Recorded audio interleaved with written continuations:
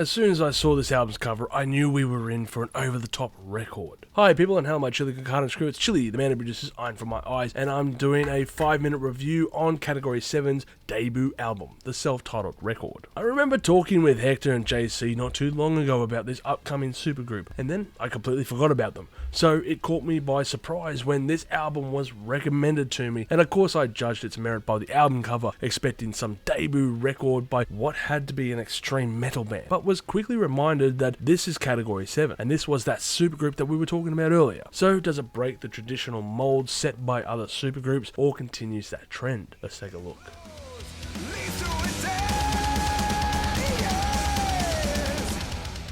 Right from the get-go, we are brought in by an onslaught of guitar solos by Machine Head's Phil Demmel, and if you were wondering, yes, you can have the supple wrist cartilage of an 80-year-old semi-retired diesel mechanic too if you want to practice on your guitar 28 hours a day. I can't deny that these solos are very impressive on here and are certainly one face melter after another. Seriously, if you are a budding guitarist, this is the kind of record that you want to listen to. Even if it's not in your style, at least be struck with amazement with its skill and technique on offer. Looking back over his tenure with Machine Head, Phil was around during most of the band's best material. However, I forget about his other times with other bands, such as Nonpoint Slayer or Violence. And I have not heard his works with the last band, but I gotta say, when he is missing Rob Flynn, I can really hear the different style being played, and yes, this is most likely on purpose as well, but I feel that he is missing his muse with his former band member, and that was what style I truly enjoyed about him.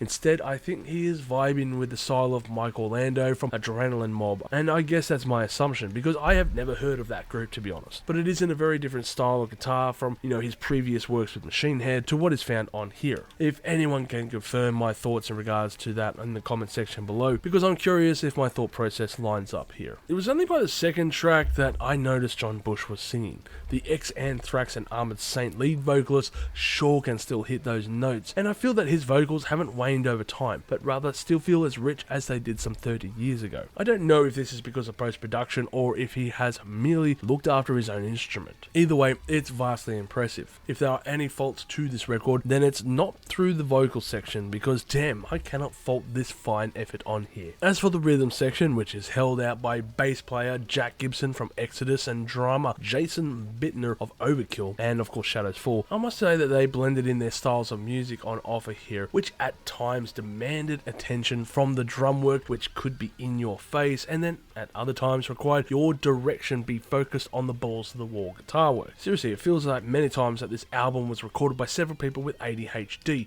because my attention was just all over the shop, and it's really hard to focus on any one instrument at any particular time.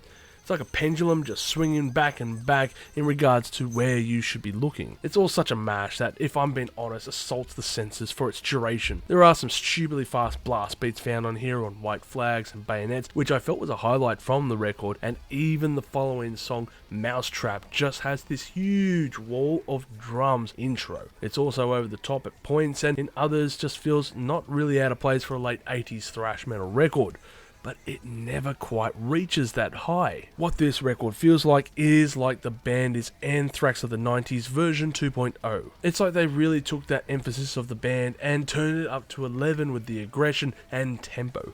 It's like the band should have sounded during this time, to be honest, and maybe the only reason I am making this comparison is because of John Bush at the end of the day, but I still can't get over this guitar work. It's just not really that style that I really enjoy on this record, so it is held back in my eyes as this obnoxious and annoying effort by a group of musicians who are extremely talented, but I just don't really venture too far out of this realm during this record's runtime. It's a fairly one-dimensional affair, but perhaps many will enjoy it because of such. Overall, I'm going to give this album a score of 5 million chilies on the spicy scale, with my favourite tracks being Mousetrap, White Flags and Bayonets, and In Stitches. The other distracting feature I feel is from the album cover itself, and I'm waiting for some kind of storm expert to look at this and state, well, actually, that's a tornadic water sprout on the front cover, because a standard hurricane isn't that small, but is miles wide instead. Boy, I really hope somebody got fired for that blunder. Plus, the band's penchant for being absolutely over the top is, of course, made abundantly clear when they chose the name Category 7,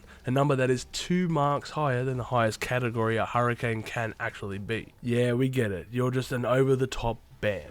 I've heard extreme metal bands like Michelangelo, and while there is certainly some fast-paced guitar work on offer, it's certainly not in the whiplash 300 beats per minute realm. Still, if you were looking for a new age thrash metal record with some big names on it and aggression, then this record won't let you down. If you've enjoyed this content, make sure to smash that like button, subscribe to us, and stay notified for future music-related content because it keeps our manager happy at the end of the day. We are also on Discord, Instagram, Facebook, and all those other social platforms if you want to check us out. As always, people, you have a great day and stay spicy.